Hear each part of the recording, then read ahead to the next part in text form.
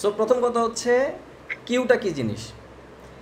কিউটা হচ্ছে আমরা যদি বাসের সিরিয়াল ধরে যে উঠতে হয়, যখন কাউন্টার থেকে টিকিট কাটে, টিকিট কেটে সিরিয়াল ধরে দাঁড়াতে হয়, যে আগে সিরিয়ালে দাঁড়ায় সে আগে বাসে উঠে। এটা যদি কারো ক্লিয়ার কনসেপ্ট থাকে, এই সিস্টেমটাই হচ্ছে কিউ, যেখানে যে আগে দাঁড়াবে সে আগে উঠবে, যে সবার পরে আসবে সে সবার শেষে উঠবে। এটা হচ্ছে মূলত কিউ মেনটেন করা। তো এখন মেসেজ কী জিনিস, আমাদের এখানে কাজ হবে হচ্ছে মেসেজ কিউ নিয়ে।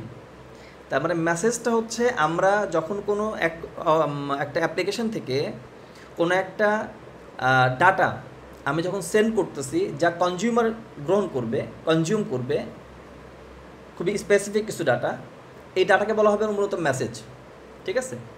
সো এখানে মেসেজের ক্ষেত্রে দুটো বিষয় আসে, একটা হচ্ছে এই যে সিরিয়াল করে দাঁড়ানো, আর একটা সিরিয়াল করে করে বের হওয়া।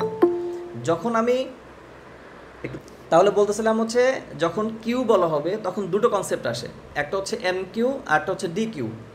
ওই যে বলছিলাম যে সিঁড়িতে লাইনে দাঁড়ানোর জন্য প্রথমে যে এসে দাঁড়ালো, এই যে সারির মধ্যে রোয়ের মধ্যে যে আসলো এসে দাঁড়ালো, এটাকে বলা হয় এন কিউ, মানে কিউর মধ্যে ঢুকিয়ে দেওয়া।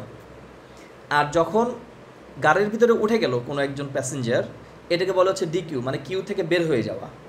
সো এইটুকু ক্লিয়ার হইলে আমরা সামনের দিকে যাই। এখানে মূলত দুটো বিষয় ক্লিয়ার করলাম, একটা হচ্ছে কিউ আর একটা হচ্ছে মেসেজ।